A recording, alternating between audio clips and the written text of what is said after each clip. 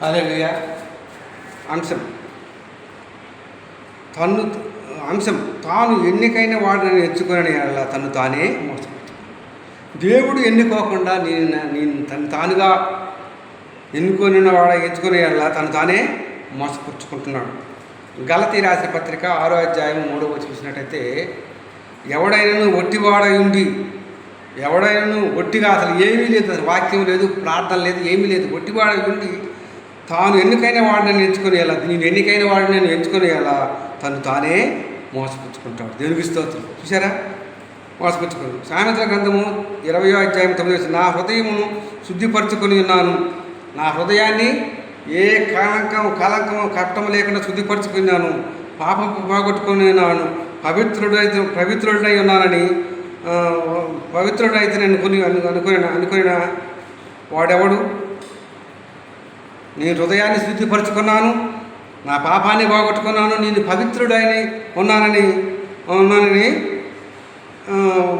నైతినని అనుకోదగిన వాడు ఎవరు? నేను పవిత్రుడైన అని అనుకోదగిన వాడు ఎవరు? ఈ లోకంలో ఎవరు కూడా పవిత్రులైన వాడు ఎవరు కూడా లేరు.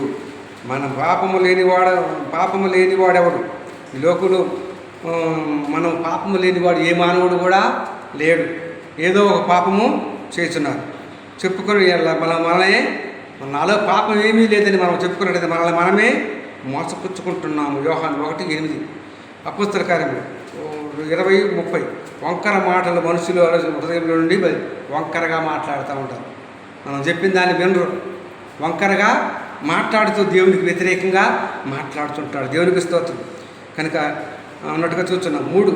5 తిమోతి 5:12 పంపించినట్టయితే, మొదటి విశ్వాసం వదులుకొని తీర్పు పొందిన వారైతే పండ్లు కొరుకుతులు.